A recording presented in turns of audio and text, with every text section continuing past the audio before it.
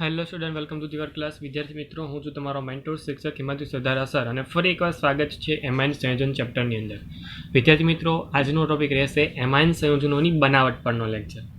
આપણે last time નામકરણ સુધી બધી બાબત સમજી ચૂક્યા છીએ, પરંતુ આજના લેક્ચરમાં જે બાબત ચર્ચા કરવા જઈ રહ્યા છીએ તે અલગ અલગ 6 મેથડથી પોસિબલ બનશે. એટલે કે બનાવટ કુલ અલગ અલગ 6 રીતે પોસિબલ છે. જોવા જઈએ તો મોટાભાગે તે રિડક્શન દ્વારા જ પોસિબલ બની જાય છે, કે જેને કારણે એમાઇન સંયોજન સરળતાથી રિડક્શન કરીને જ મેળવી શકીએ છીએ. જોઈ શકો છો 3 જગ્યા પર તો તમને રિડક્શન જોવા મળે છે. બાકીનું એમોનોલિસિસ એક સંશ્લેષણ છે, ધેન વિઘટનની જે પણ પ્રક્રિયા છે હોફમેન બ્રોમાઇડ. તો એટલા રસ્તા પરથી આપણે એમાઇન સંયોજનને મેળવવાની વાત આજના લેક્ચરમાં આપણે કરવાની છે. ચાલો શરૂઆત કરીએ આજના લેક્ચરની.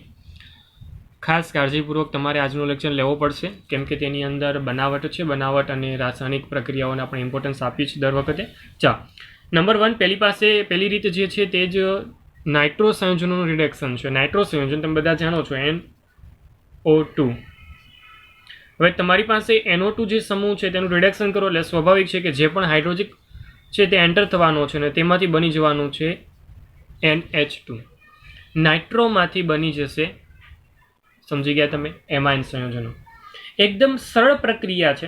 શું કરવાનું છે તો તમે અલગ અલગ રિડક્શન કરતા પદાર્થોની હાજરી આપો. હવે અહીંયા રિડક્શન કરતા પદાર્થ તરીકે તમારે નિકલ છે, પેલેડિયમ છે PD, પ્લેટિનમ છે PT, પ્લેટિનમ. આવા ધાતુમય ભાગો કે જે રિડક્શન કરતા તરીકે વપરાય છે, અને સાથે સાથે હાઇડ્રોજન વાયુ. ઓકે, આ કોઈ પણ ધાતુમય ભાગ સાથે હાઇડ્રોજન વાયુ પસાર કરવાનો, અને એસિડિક માધ્યમમાં તમે ધાતુઓ સાથે પ્રક્રિયા કરાવીને પણ નાઇટ્રો સંયોજનોમાંથી એમાઇન સંયોજનોમાં તમે રિડક્શન આપી શકો છો. ઓકે, જરૂરી નથી કે આ રસ્તા પરથી તમને મળે. ચાલો એક્ઝામ્પલ, તમે એલિફેટિક અથવા એરોમેટિક કોઈ પણ પ્રકારનો આમાં ચાલે છે.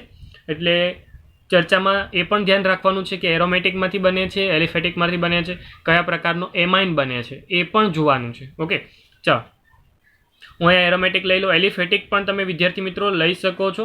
હું 2 એક્ઝામ્પલ તમારી સાપેક્ષ રજૂ કરી શકું છું.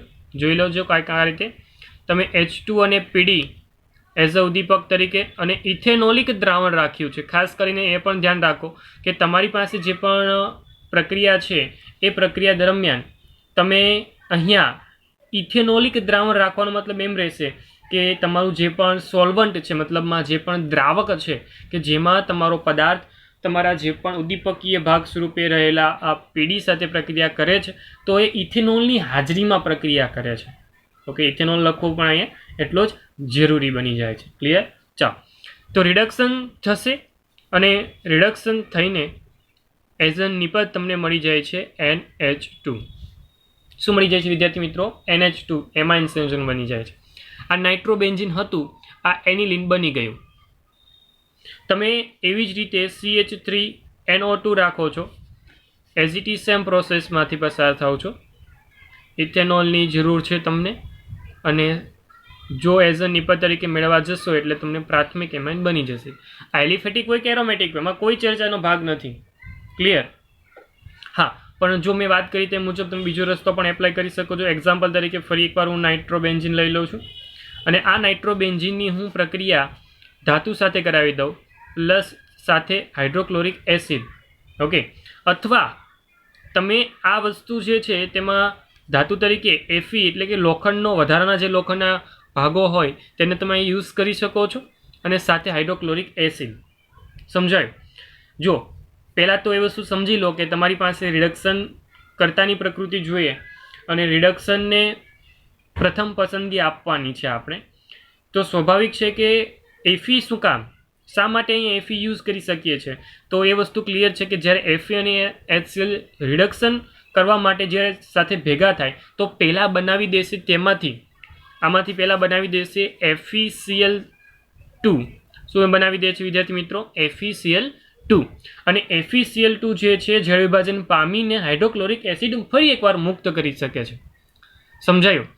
FeCl2 બની જાય, અને જો તેનું જળ વિભાજન થશે તો એ જળ વિભાજનને કારણે ફરી એકવાર હાઇડ્રોક્લોરિક એસિડ મુક્ત થઈ જાય. એટલા માટે અહીંયા આયન પણ પસંદગી પામવા યુક્ત છે. તો સ્વાભાવિક છે કે તમે પ્રક્રિયાનો પ્રારંભ કરવા માટે માત્ર થોડાક જ જથ્થામાં હાઇડ્રોક્લોરિક એસિડની જરૂર પડતી હોય એ પણ એ ચર્ચાનો ભાગ છે. એટલે સમજો કે પ્રક્રિયા ચાલુ કરાવી છે તો HCl જવાબદાર છે, પરંતુ તમે ધાતુના ટુકડા નાખો જે SN પણ હોઈ શકે અને Fe પણ હોઈ શકે કે જેને કારણે તમારી પ્રક્રિયા જે પણ છે તે સરળતાથી એકદમ ઇઝી વેમાં પોસિબલ થઈ શકે છે. નિપજ તમે સમજી જ ગયા છો. નિપજ કંઈ વધારાની વિચારવાની છે જ નહીં બાબત. NH2 ધેટ્સ ઇટ, બીજું કાંઈ જ નવું નથી. ક્લિયર? સમજાયું? ચા તો વિદ્યાર્થી મિત્રો, અલગ અલગ બે પ્રક્રિયાના સંદર્ભમાં અથવા એમ કહી શકાય અલગ અલગ પ્રક્રિયાના ભાગમાં આપણે યાદ રાખવા જેવી બાબત છે તો આ બાબત એ ખાસ યાદ રાખવાની છે. રિડક્શન કરવા માટે આપણે જે યુઝ કરી રહ્યા છીએ તેને. ક્લિયર? ચા આગળ વધુ. આલ્કાઇલ હેલાઇડ સંયોજનોનું એમોનોલિસિસ. વિદ્યાર્થી મિત્રો, પહેલાં તો સમજો કે એમોનોલિસિસ શું છે. એમોનોલિસિસનો મતલબ એવો રહેશે કે જ્યારે પણ તમે એમોનિયાના અણુ દ્વારા CX બંધ તૂટવાનું પ્રથમ પ્રક્રમ જે હોય તેને આપણે એમોનોલિસિસ તરીકે ઓળખીએ છીએ. ફરી એકવાર બોલું છું, CX બંધ. તો એ CX બંધ આવ્યો ક્યાંથી સર? એ ચર્ચામાં પહેલાં લો તો સમજો. આખી પ્રોસેસ સમજવાની સાથે તમે એમોનોલિસિસ પણ સમજી જશો અને સાથે સાથે પ્રક્રિયાને પણ સમજી જશો. કેમ કે આપણે આજ ટેક્સ્ટબુક મુજબ, NCERT ટેક્સ્ટબુક મુજબ તમે ચેપ્ટર નંબર 10ની અંદર હેલો આલ્કેન હેલો એરિનની અંદર યોગ્ય રીતે પ્રક્રિયા કરી ચૂક્યા છો એકવાર, એટલા માટે મારે કહેવું પણ સરળતા રહેશે. તમે આલ્કાઇલ અથવા તો બેન્ઝેલ હેલાઇડ લઈ લો. શું લઈ લો? આલ્કાઇલ અથવા તો બેન્ઝેલ હેલાઇડ. હું એટલે RX લખું છું. મારે હેલાઇડ સંયોજન લેવા છે એટલે હું RXના સ્વરૂપમાં લખી રહ્યો છું. આ R નો મતલબ આલ્કાઇલ પણ રહેશે અને બેન્ઝેલ પણ રહેશે. કોઈ પણ પ્રકારની પ્રકૃતિ હોઈ શકે છે. હવે જે સંયોજન લીધું છે તે સંયોજન બનાવવા માટે આપણે શું કરતા? યાદ કરો 10મું ચેપ્ટર, જેમાં આપણે કેન્દ્રાનુરાગી પ્રક્રિયા કરતા અને સરળતાથી આપણે શું કરતા તો કે RX બંધને તોડી દેતા. ઓકે, અને ત્યાં જગ્યા પર હેલોજનની પ્રક્રિયા કરાવી દેતા કે જેને કારણે આ વસ્તુ બની જતું. ઓકે, આ વસ્તુ યાદ છે તમને? બસ, તો આ જ મેથડથી આપણે પ્રક્રિયા કરાવવાની છે. નેક્સ્ટ કઈ નેક્સ્ટ પ્રક્રિયા છે? સમજો કે તમારી સાપેક્ષ હવે જે બનાવવાનું છે ને એ એમોનિયામય દ્રાવણ છે. ઓકે, એટલે હું કેન્દ્રાનુરાગી પ્રક્રિયા જ કરાવું છું કે જેને કારણે આ બનતું હતું. તો એ પ્રોસેસ આગળ વધારું છું. જેમ RXની અંદર હેલોજન એન્ટર કરાવવા માટે મારે હેલોજનયુક્ત પદાર્થોવાળા પ્રક્રિયા કરાવવી પડતી હતી. આ જે પ્રક્રિયા હતી તે કેન્દ્રાનુરાગી હતી. જો તમને યાદ હોય તો ઠીક છે, ન યાદ હોય તો તમારે એકવાર જોઈ લેવું જોઈએ. તો એ જ રીતે હું અહીંયા પ્રક્રિયા કરાવી દઈશ એમોનિયા સાથે. કોની સાથે વિદ્યાર્થી મિત્રો? એમોનિયા સાથે. શું થશે એ તમને ખબર જ હશે. જો ખબર નથી તો ફરી એકવાર યાદ કરાવી દઉં. કેન્દ્રાનુરાગી જે પ્રક્રિયક હોય એની પ્રોસેસ કંઈક આ રીતે થશે કે જે આ બંધના ઇલેક્ટ્રોનો છે તે આ હેલોજન પાસે જશે અને એ બંધના ઇલેક્ટ્રોન હેલોજન પાસે જતા હોવાને કારણે R પાસે પોઝિટિવ ચાર્જ આવે. મતલબ એવો છે કે તેની પાસે ઇલેક્ટ્રોનની ઘટ વર્તાય છે અને એ ઇલેક્ટ્રોનની ઘટ અહીંયા રહેલા બે ઇલેક્ટ્રોન દ્વારા પૂર્ણ થાય. એટલે આ બંધના જે ઇલેક્ટ્રોન આ મુક્ત રહેલા ઇલેક્ટ્રોન જે છે તે R પાસે આવશે. R પાસે આવવાનો મતલબ એમ જ છે તે ડાયરેક્ટ અટેચ થઈ શકે છે. ધેટ મીન્સ કે આની જે રિએક્શન છે હું કંઈક આ રીતે લખું છું. R તેની સાથે જોડાઈ જશે NX3. આ થઈ ગયો positive charge because of the electron donate કરે છે અને X સાથે જ લખું છું અહીંયા X માઇનસ. એટલે આ એક પ્રકારનો ક્ષાર થયો. શું થયો વિદ્યાર્થી મિત્રો? ક્ષાર થયો. એટલે સમજો કે આલ્કાઇલ અથવા તો બેન્ઝાઇલ હેલાઇડની એમોનિયા સાથે રિએક્શન કરાવું છું. હવે એમોનિયાના ઇથેનોલિક દ્રાવણની રિએક્શનની વાત થશે અહીંયા. ધેટ મીન્સ કે જે આ ભાગ એમોનિયામય છે એ ફક્ત સાદો એમોનિયા નથી, આ ઇથેનોલિક એમોનિયા છે. કેવો છે વિદ્યાર્થી મિત્રો? ઇથેનોલિક. એટલે ઇથેનોલિયમ દ્રાવણ વાત કરી દઉં છું. મેં હમણાં અહીંયા વાત કરી તમને કે જ્યારે પ્રક્રિયા કરવા માટે એઝ સોલ્વન્ટ તરીકે જ્યારે ઇથેનોલ નાખો છો તો એઝ વેલ એઝ અહીંયા પણ એ જ ક્રિયાવિધિ કરી રહ્યો છું કે જેને કારણે આ કેન્દ્રાનુરાગી પ્રક્રિયા પોસિબલ બની. સરળતાથી હાઇડ્રોજન પરમાણુ જેમ અહીંયા મુક્ત થતો ને હેલોજન અહીંયા એન્ટર થઈ જતો હતો તેવી જ રીતે અહીંયા પણ એ જ પ્રોસેસના સંદર્ભમાં જેમાં હાઇડ્રોજન પરમાણુ એમોનિયમ અણુ NX 3 છે ને, તો બસ એ જ વસ્તુ અહીંયા થઈ રહી છે કે જેના દ્વારા હું તમને સમજાવવા માંગીશ કે NH2 દ્વારા વિસ્થાપિત થશે. ધેટ મીન્સ કે જો હું પ્રક્રિયા કરીશ તો સ્વાભાવિક છે કે તમારી પાસે અહીંયા H અને X દૂર થવાના છે. મેં તમને જે પદ બતાવ્યું છે એ તમે યોગ્ય રીતે સમજી શકો છો કે અહીંયાથી શું દૂર થવાનું છે. ઓકે, અમે મધ્ય વિસ્થાપિત થયેલું એક સંયોજન બતાવ્યું, એટલે હું લખી દઉં છું વિસ્થાપિત એમોનિયમ ક્ષાર છે. જીતો આ વિસ્થાપિત એમોનિયમ ક્ષાર છે. ઓકે, જે આ એમોનિયમ ક્ષાર છે તે વિસ્થાપિત પામેલો છે. ધેન મેં વાત કરી તે મુજબ એમોનિયાના અણુ દ્વારા CX બંધનું તૂટવું અથવા તો RX બંધ જ્યારે આપણે લખી રહ્યા છીએ તો CX બંધનું તૂટવાનો જે પ્રક્રમ આખો તૈયાર થયો છે તે પ્રક્રમને કહેવામાં આવે છે એમોનોલિસિસ. સમજાયું? ફરી એકવાર, એમોનિયાના અણુ દ્વારા જે CX બંધ તૂટી રહ્યો છે તેને જ કહેવામાં આવે છે આખો પ્રક્રમ એટલે કે એમોનોલિસિસ.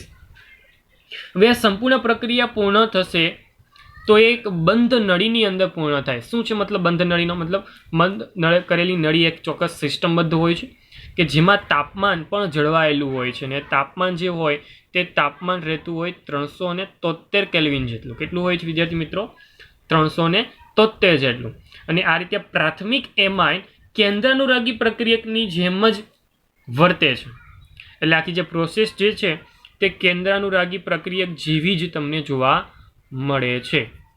એટલા માટે વારંવાર મારે કેન્દ્રાનુરાગી પ્રક્રિયકને અહીંયા દર્શાવવી પડે. જોજો, સમજજો. હજી તો પ્રથમ પ્રક્રિયા થઈ કે એઝ અ નિપજ તરીકે તમને મળી રહ્યો છે RNH2. ફરી એકવાર ક્લિયર શબ્દમાં બોલી દઉં છું, અહીંયાથી HX દૂર થવાના છે જે હું અહીંયા દર્શાવીને પણ બતાવી શકું છું. અધરવાઇઝ એમ કહી દઉં છું કે એઝ અ નિપજ તરીકે તમને મળે છે પ્રાથમિક એમાઇન.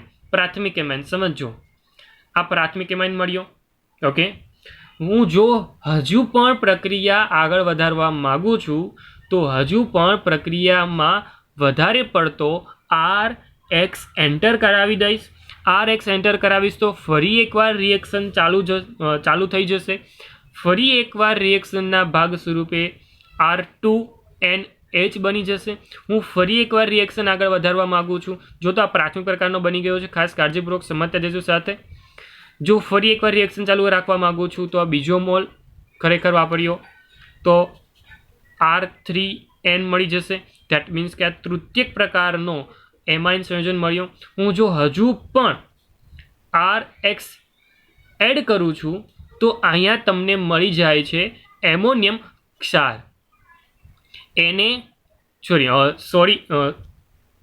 જે છે તે પ્લસ ચાર્જમાં હેલોજન સાથે જોડાઈ જાય અને R જે છે તે એક સાથે 4, એટલે સંયોજન જોવા જઈએ ને તો 4 બાજુથી આલ્કાઇલ સમૂહ જે પણ હોય અથવા તો એરાઇલ સમૂહ જે હોય તે જોડાઈ જશે. અને આ જે તૃતીયક પ્રકારનો હતો તો એવી જ રીતે આ જે છે ચતુર્થ પ્રકારના કહેવાય. ચતુર્થક એમોનિયમ ક્ષાર. સમજાયું? તો આમ તમારી પાસે એક કન્ટિન્યુ બધર એક રિએક્શન તૈયાર થઈ કે જેમાં એમોનિયમ ક્ષારની પ્રબળ બેઝ સાથેની જે પણ પ્રક્રિયાથી મુક્ત એમાઇન મળવાની જે પણ ક્રિયાવિધિ છે તે પણ આપણે ભૂલવાની તો છે જ નહીં, પરંતુ એક કન્ટિન્યુ બધર રિએક્શન તમે જોઈ શકો છો. ફરી એકવાર હું કંઈક વિધાન બોલી ગયો એને પણ દર્શાવી જ દઉં સાથે સાથે. સમજો તમારી પાસે અહીંયા ચતુર્થક એમોનિયમ ક્ષાર છે. જે ચતુર્થક એમોનિયમ ક્ષાર છે તે ચતુર્થક એમોનિયમ ક્ષાર ખૂબ જ કાળજીપૂર્વક ફરી એકવાર હું ક્લિયર શબ્દ સાથે ચર્ચામાં લઉં છું. તમારી પાસે જે પણ એમોનિયમ ક્ષારની પ્રબળ બેઝ સાથેની પ્રક્રિયા હોય. કેવી પ્રક્રિયા? પ્રબળ બેઝ સાથેની પ્રક્રિયા. સમજો કંઈક આ રીતે લખી દઉં પ્રક્રિયા. પહેલાં તો હું સોરી માય મિસ્ટેક, ચતુર્થકને વિસ્થાપક એમોનિયમ ક્ષાર રહેશે. ચાલો આનાથી લેતો હું લઉં છું RNH3 પ્લસ X માઇનસ. જો આની રિએક્શન હું બેઝ સાથે કરાવી દઉં તો બેઝ સાથે રિએક્શન થાય તો સ્વાભાવિક છે કે અહીંયાથી HX જે દૂર થતો હતો તે હવે NaX દૂર થઈ જશે અને અહીંયાથી મળી જાય તમને પ્રાથમિક amine plus H2O plus NaX. વિદ્યાર્થી મિત્રો, આ જે વસ્તુ જે કહી રહ્યો હતો તે જ છે. તમારે જો મેળવવાની વાત હોય તો સ્વાભાવિક છે આ રીતે પણ તમે મેળવી શકો છો, પરંતુ ફરી એકવાર એક વસ્તુ ક્લિયર કરાવવા માગું છું કે તમારી પાસે જે પણ એમોનોલિસિસ થઈ રહ્યું છે તેની પ્રતિકૃતિ જે પ્રતિકૂળતા છે, મતલબ એક સ્વાભાવિક કન્ડિશન જે છે તે અલગ અલગ કન્ડિશન દ્વારા તૈયાર થઈ. જેમ કે પહેલી કન્ડિશન જે હતી તે કેન્દ્રાવગી કન્ડિશન હતી. ત્યારબાદ વધુ પડતા RX સાથે આલ્કાઇલ હેલાઇડ સાથે રિએક્શન કરતા ગયા આપણે, તેમ મુજબ તેમને 1 by 1 નિપજ અલગ અલગ મળતી ગઈ. મતલબ અહીં એવો છે કે જો તમે વધુથી વધુ એમોનિયાનો યુઝ કરશો તો તે મુજબ તમને પ્રાથમિક આલ્કાઇલ એમાઇન તમને મળતો હોય છે.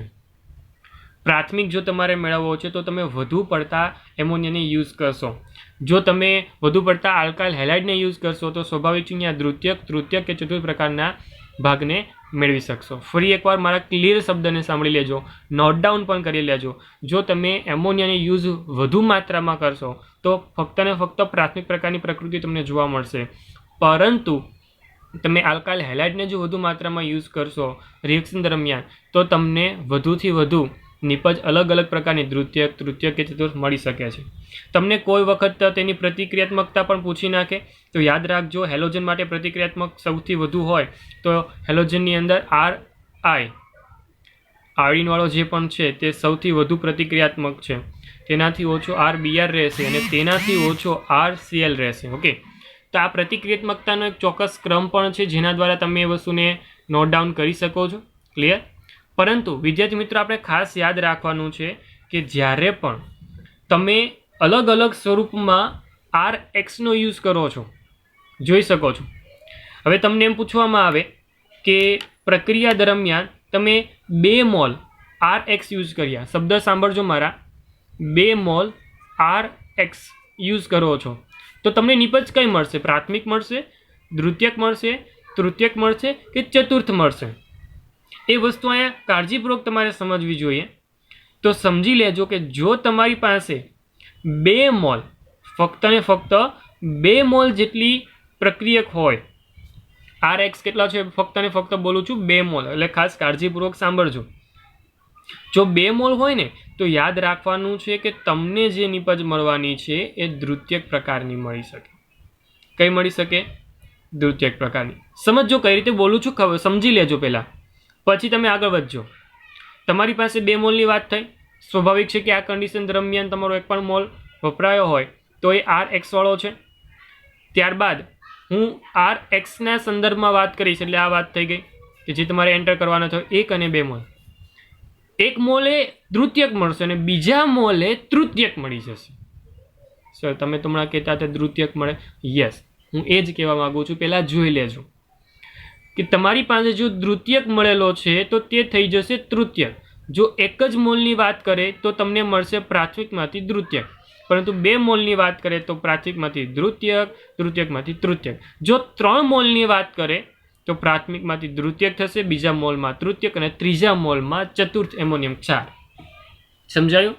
તો આમ તબક્કાવાર પ્રક્રિયા પોસિબલ બને છે. તો એ તબક્કાવાર થતી પ્રક્રિયા ખૂબ જ કાળજીપૂર્વક તમારે પણ યાદ રાખવી જોઈએ, એ જરૂરી પણ છે. ક્લિયર?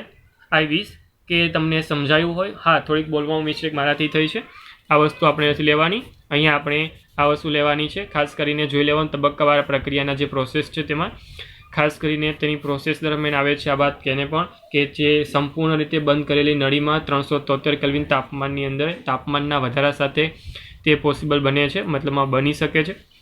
યસ, પ્રાથમિક એમાઇન હોય તો તેને દ્વિતીયક એમાઇનમાં ફેરવવો છે તો ફક્ત ને ફક્ત RX સાથે રિએક્શન કરાવી દઈશ. જરૂરી નથી કે R જે છે તે આ R જેવો જ હોય, હું R ડેશ લખી દઉં તો અહીંયા R અલગ અલગ પ્રકારની પ્રકૃતિમાં આવી જશે. તો એમાં પણ આપણે સિમ્પલ સ્વાભાવિક છે કે આપણે આવી રીતે પણ લખી શકીએ છીએ, જોઈ શકો. તો તમારી પાસે RNH2 છે, હું લખી દઉં R ડેશ X, તો સ્વાભાવિક છે અહીં થઈ જશે RNH, અહીં લખી દઈશ R ડેશ. જો હવે હજુ પણ તમારી પાસે R ડેશ X હોય તો સ્વાભાવિક છે કે તેની સાથે હું લખી દઈશ R ડેશ અને અહીંયા પણ R ડેશ. તો સ્વાભાવિક છે કે જે કન્ડિશન તમારી સાપેક્ષ રજૂ થાય છે તેમાં અલગ R છે, તો સ્વાભાવિક છે આપણે અલગ રીતે તેને રિપ્રેઝન્ટ કરીશું, એમાં કોઈ ચર્ચાને કોઈ રાય નથી. ક્લિયર? ચાલો આગળ તરફ વધવા જઈશ તો તમારી ત્રીજી પદ્ધતિ એન્ટર થશે, અને ત્રીજી પદ્ધતિ એટલે સમજો કે નાઇટ્રાઇલ સંયોજનોનું રિડક્શન નાઇટ્રલ સંયોજનનું જે રિડક્શન છે તે અને તેના પછીનું જે પણ રિડક્શન આવે છે તે, એટલે કે ચોથા નંબર પર આવે છે એમાઇડ સંયોજનોનું રિડક્શન. એમાઇડ સંયોજનોનું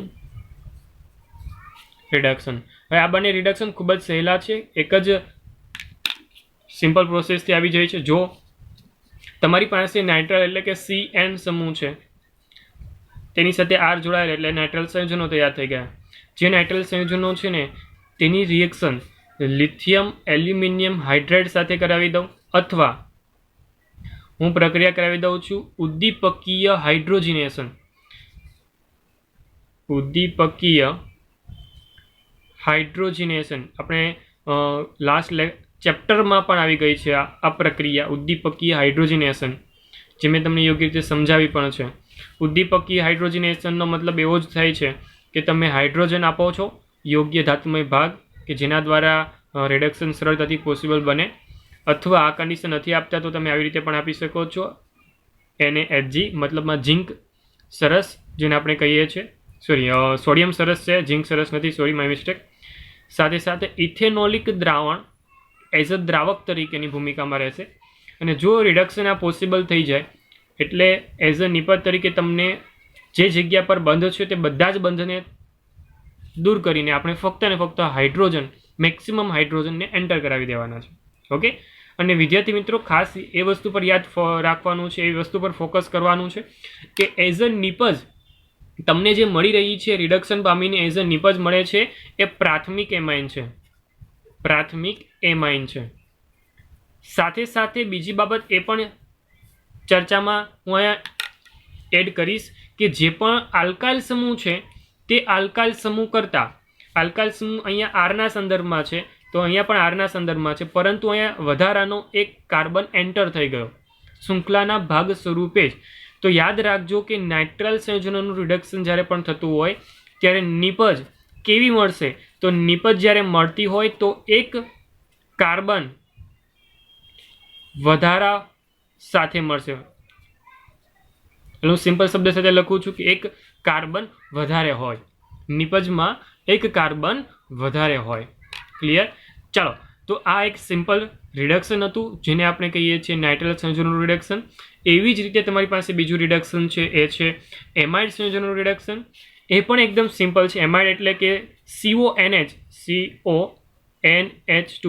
NH2 છે અને આ થઈ ગયો R એટલે થઈ જશે CONH2, ધેટ મીન્સ એમાઇડ સંયોજનો. તો બસ આમાં પણ એ જ કરીશ કે પ્રક્રિયા જે છે એ લિથિયમ એલ્યુમિનિયમ હાઇડ્રેટ સાથે રિડક્શન કરાવી દઈશ. અને સિમ્પલ છે કે બીજી પ્રોસેસ પાણી સાથેની, મતલબ એઝ અ દ્રાવક તરીકે અહીં આપણે ઇથેનોલ જેવા દ્રાવક યુઝ કરીએ છીએ, પાણી સાથે રિએક્શન થઈ જશે. એન્ડ ધેન ફાઇનલી CO જે છે તે જગ્યા પર થઈ જશે CH2 એન્ડ NH2 તો અહીંયા છે જ. દેટ મીન્સ કે એમાઇડમાંથી સરળતાથી તમને મળી જાય છે અને એ જે રિડક્શન થઈને મળે છે એ પણ અહીંયા તમને પ્રાથમિક પ્રકારનો એમાઇન જ મળી રહ્યો છે. એટલે અહીંયા પણ એ નોટ ડાઉન કરવા જેવી બાબત છે કે અહીંયા પ્રાથમિક એમાઇન તમને મળી જાય છે. ક્લિયર? ચાલો, હવે વિદ્યાર્થી મિત્રો ખાસ કાળજીપૂર્વક સમજો કે તમારી પાસે જે નાઇટ્રલ સંયોજનનું રિડક્શન હતું તો એવી જ રીતે તમારી પાસે નંબર 2 પર, મતલબમાં નંબર 5 અને 6 પર જે આવે છે તેને પણ હું ચર્ચામાં એક સાથે જ લઈ લઉં છું. સમજો કંઈક કાળજીપૂર્વક, થોડુંક એવું ફોકસ આપીને. ગેબ્રિયલ થેલિમાઇડ સંશ્લેષણ. હવે થેલેમાઇડ શબ્દ સાથે તમે વાકેફ છો, ગ્રેબ્રિયલ શબ્દ સાથે વાકેફ નથી. સમજો ગેબ્રિયલ થેલેમાઇડ શું છે. ગ્રેબ્રિયલ સંશ્લેષણ પહેલાં તો સામાન્ય રીતે પ્રાથમિક આલ્કાઇલ સંયોજનો બનાવવા માટે થાય છે. નોટ ડાઉન કરી લેજો કે આ સંશ્લેષણ ખાસ કરીને શબ્દને ખાસ નોટ સાથે જ બનાવી દેજો કે નોટ્સ, કે આ વસ્તુ શું કામ વપરાય છે, તો ફક્ત ને ફક્ત પ્રાથમિક એમાઇન બનાવવા માટે. તેનાથી દ્વિતીયક કે તૃતીયક બની શકતા નથી. સમજાઈ ગયું? આ વસ્તુ ખાસ નોટ ડાઉન કરવા જેવી બાબત છે.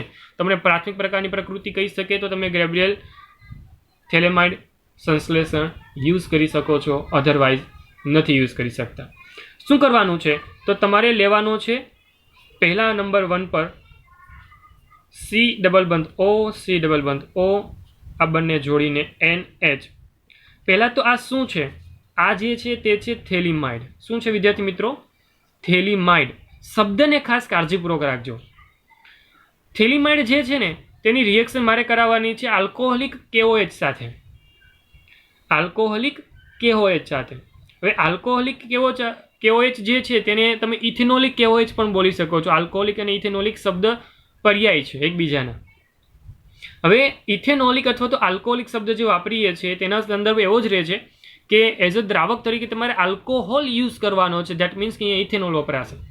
એટલે ઇથેનોલિક પોટેશિયમ હાઇડ્રોક્સાઇડ સાથે પ્રક્રિયા થશે અને પહેલા તબક્કામાં તમને મળી જાય છે તેનો ક્ષાર.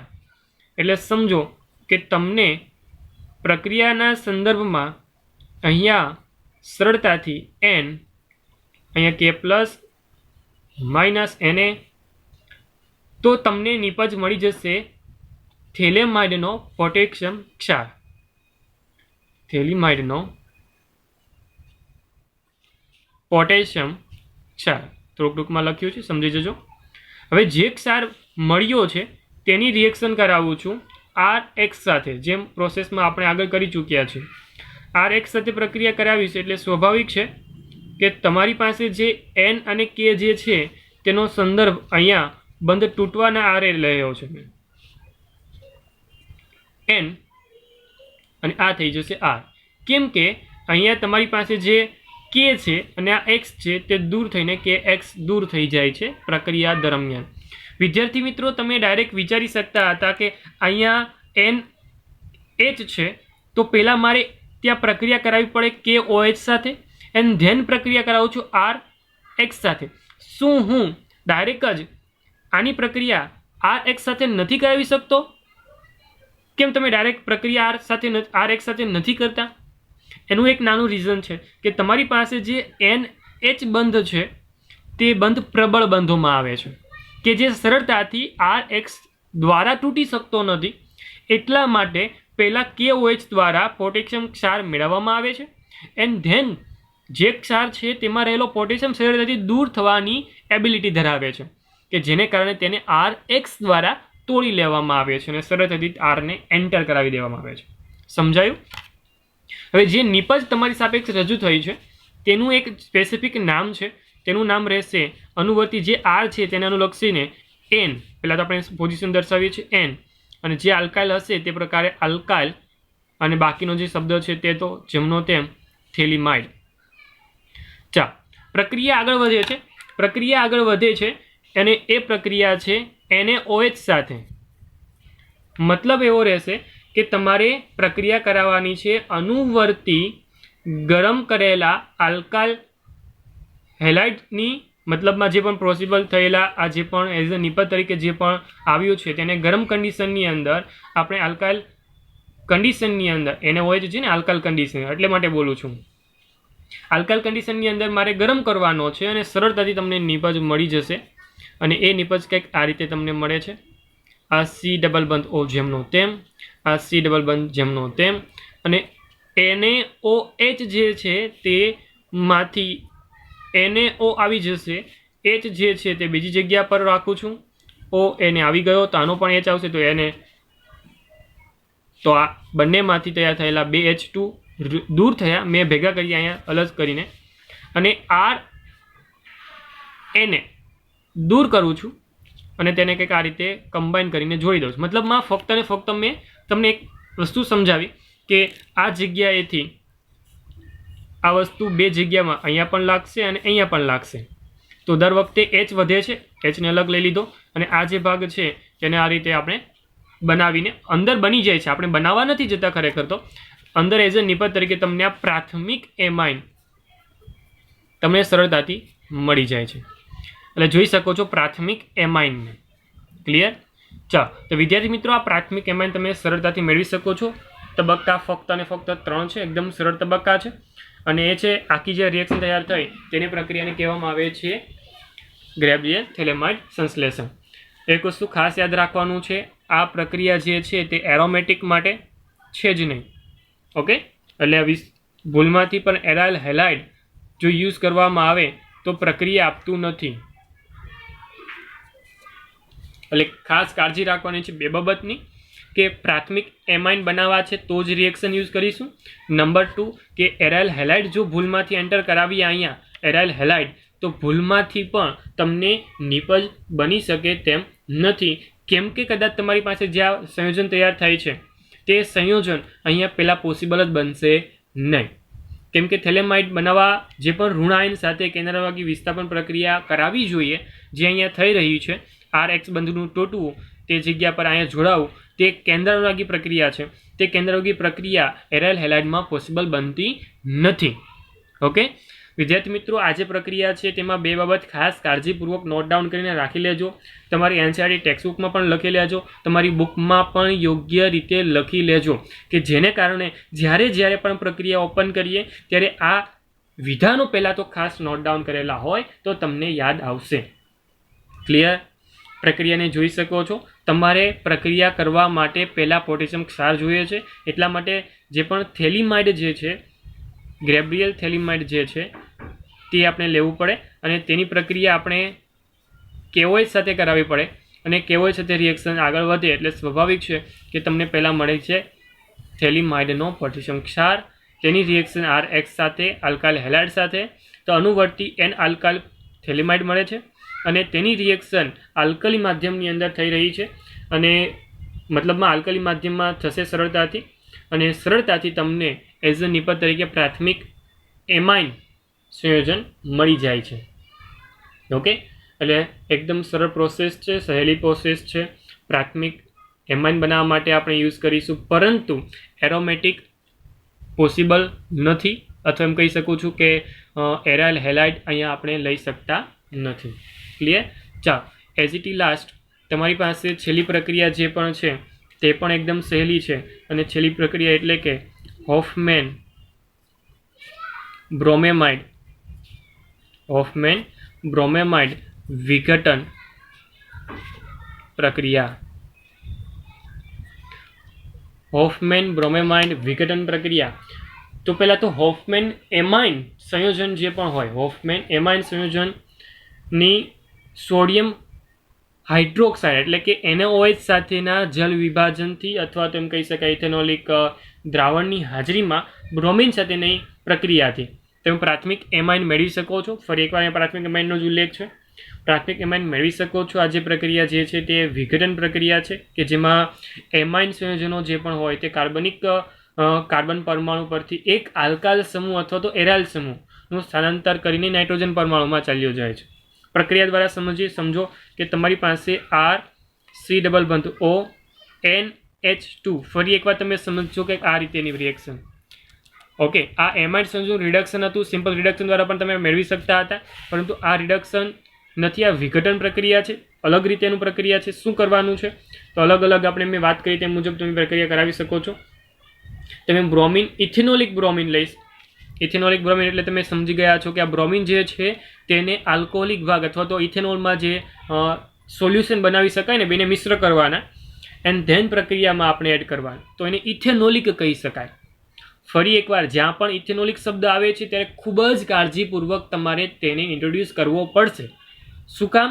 તો કે તે રિએક્શન દરમિયાન પાણીનું એન્ટર થવું એ યોગ્ય નથી રહેતું, તો આપણે ઇથેનોલિક દ્રાવકને હાજર રાખવો પડે છે તો જ પ્રક્રિયા આગળ વધતી હોય છે. તો આ બસ એ જ વસ્તુ છે કે જે આ બ્રોમિન છે તે અહીંયા ઇથેનોલિક છે, એટલો મતલબ સમજી જજો કે તેને ઇથેનોલની અંદર બનાવવામાં આવ્યો છે, ઇથેનોલ દ્રાવણની અંદર રાખ્યો હશે. ક્લિયર? ચાલો, પ્રક્રિયા કરાવું છું NaOH સાથે મતલબ રહેશે કે સોડિયમ હાઇડ્રોક્સાઇડના જલીય અથવા તો ઇથેનોલિક દ્રાવણની અંદર જે બ્રોમિન હોય તેની રિએક્શન મારે કરાવવાની છે એમાઇડ સાથે. ક્લિયર? એટલે હોફમેન એમાઇડની વિઘટન પ્રોસેસ અહીંયા ચાલુ થાય છે. ફરી એકવાર હોફમેન એમાઇડ તૈયાર થયો. આ હોફમેન એમાઇડ શું કામ? એ સાયન્ટિસ્ટના નામ પરથી હોફમેન એમાઇડ પડેલું છે, બાકી સિમ્પલ એમાઇડ પ્રકારની પ્રકૃતિ છે, ફક્ત આપણે લખીએ છીએ હોફમેન એમાઇડ. રિડક્શન નથી, ફરી એકવાર ક્લિયર શબ્દ સાથે બોલી દઉં છું. જે પ્રક્રિયા છે વિઘટન પ્રક્રિયા છે કે જેને કારણે તમને એઝ અ નિપજ તરીકે પ્રાથમિક એમાઇન જ મળવાનો છે, સાથે Na2CO3 મળશે, સાથે 2 moles of NaBr and 2 moles of H2O મળે છે, પરંતુ પ્રક્રિયા સંતુલિત કરવા માટે મારે 4 મોલ્સ ઓફ NaOH યુઝ કરવા પડે, ત્યારે આ વસ્તુ બધી તમને મળશે.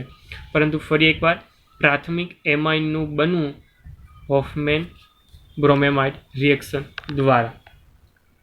આની અંદર તમે એરોમેટિક પણ લઈ શકો છો, એલિફેટિક પણ લઈ શકો છો. આરનો જે સંદર્ભ છે તેની વાત કરી રહ્યો છું. અહીંયા આર તરીકે આપણે એરોમેટિક લઈ શકતા નહોતા, પરંતુ આપણે અહીંયા જ્યારે લેવાની વાત કરીએ તો એલિફેટિક પણ લઈ શકાય છે અને એરોમેટિક પણ લઈ શકાય છે. દેટ મીન્સ કે આલ્કાઇલ પણ લઈ શકાય ને એરાઇલ પણ સમૂહ લઈ શકો છો. વસ્તુ શું થઈ છે અહીંયા જોઈ શકો છો. તો જે આ CO સમૂહ હતો ને તે દૂર થઈ ગયો. સમજો ખાસ કાળજીપૂર્વક, એ આખો દૂર થઈ ગયો. દૂર થવાનો મતલબ જ સમજી જજો કે તમારી પાસે જે સમૂહની અંદર જે CO છે એ અહીંયા જેમ રિડક્શન પામીને CH2 થઈ જતો હતો એમ અહીંયા થતું નથી. અહીંયા શું થાય છે તો અહીંયા થઈ જાય છે આ CO આખો દૂર. R જે છે તે ડાયરેક્ટ અટેચ થઈ જાય છે NH2 સાથે. કોની સાથે અટેચ થઈ જાય છે? NH2 સાથે. અને ફાઇનલી તમારી નિપાજ બને છે. એટલા માટે બોલું છું કે તમારી પાસે જે આ વિઘટનની પ્રક્રિયા છે તેમાં એમાઇડ સમૂહોના જે પણ કાર્બોનિલ કાર્બન જે છે, એટલે કે આ કાર્બોનિલ કાર્બન પરથી એક આલ્કાઇલ અથવા તો એરાઇલ સમૂહનું સ્થાનાંતર ક્યાં થઈ જાય છે? નાઇટ્રોજન પરમાણુ પર. એટલે આલ્કાઇલ હોઈ શકે અથવા તો એરાઇલ જે હોઈ શકે તેનું સ્થાનાંતર જે છે એ અહીંયાથી અહીંયા સુધી થઈ જાય છે, કે જેને કારણે તમને એમાઇડમાંથી મળી જાય છે એમાઇન. અને ફરી એકવાર નોટ ડાઉન કરવા જેવી બાબત આમાં જો કોઈ હોય તો એ રહેશે કે અહીંયા એમાઇડ કરતાં એમાઇન બને છે, તો અહીંયા એક નિપજની અંદર સમજો ખાસ કાળજીપૂર્વક, નિપજની અંદર એક કાર્બન ઓછો મળે છે. ક્લિયર? એક કાર્બન ઓછો મળે છે કેમ કે આ જે CO જે છે તે Na2CO3 ના સંદર્ભમાં નીકળી જાય છે. Na2CO3 સોડિયમ કાર્બોનેટના સંદર્ભમાં તે રિલીઝ થઈ જાય છે. તો અહીંયા વિદ્યાર્થી મિત્રો નોટ ડાઉન કરવા જેટલી બાબત મેં તમારી સાપેક્ષ રજૂ કરી છે તેને ખૂબ જ કાળજીપૂર્વક સમજવાની છે. કેમ કે કઈ જગ્યા પર કાર્બનનું ઓછું થવું અને કઈ જગ્યા પર કાર્બનનું વધવું એ વસ્તુ અહીંયા જવાબદાર છે, અને એ જ વસ્તુ અહીંયા અગત્યની પણ છે. અહીંયા જે કાર્બનની પ્રકૃતિ હતી તે COના દ્વારા એમ જ મેન્ટેન થતી હતી. અહીંયા ક્રિયાશીલ સમૂહ CN છે, એટલા માટે CH2 NH2 ના સંદર્ભમાં વિચારવા જઈએ તો આલ્કાઇલ સમૂહની જો શૃંખલા તમારી પાસે આવી રીતે આપી હોય કે CH3CN, તો નિપજ તમને શું મળશે? તો નિપજ તમને મળશે CH3CH2NH2. મતલબમાં અહીંયા જોઈ શકો છો કે આલ્કાઇલ સમૂહની શૃંખલા કેટલી છે? 1 જેટલી કાર્બન ધરાવે છે. તો અહીંયા તમને મળે છે એઝ અ નિપજ તરીકે 2 જેટલો. ધેટ મીન્સ કે અહીંયા જે પ્રકૃતિ સમજવાની છે તે કંઈક આ રીતે છે કે કાર્બનની પ્રકૃતિ કઈ રીતે વધે છે, કઈ રીતે ઘટે છે. આ વસ્તુ અહીંયા અગત્યની છે. સમજાયું? ચાલો વિદ્યાર્થી મિત્રો, થોડાક એવા સવાલ તમને હું ડિસ્કસ કરવા કહીશ કે જે મેં જાતે એકવાર પ્રક્રિયાને યોગ્ય રીતે સમજવા માટે, હું બોલું છું યોગ્ય રીતે સમજવા માટે તમે ચર્ચામાં લેશો. સમજો કે હું તમને એમ પૂછી દઉં કે તમારી સાપેક્ષ કોઈ સમીકરણ આપી દઉં, જેમ કે ઇથેનોલીય એમોનિયા પ્લસ C2H5Cl ની પ્રક્રિયા. એટલે પ્રક્રિયા તમારે જો લખવી હોય તો કઈ રીતે લખશો અને ક્યાં સુધી તેને કન્ટિન્યુ રીતે લખશો, આ પ્રક્રિયાના સંદર્ભમાં મને જણાવજો તમારો જવાબ.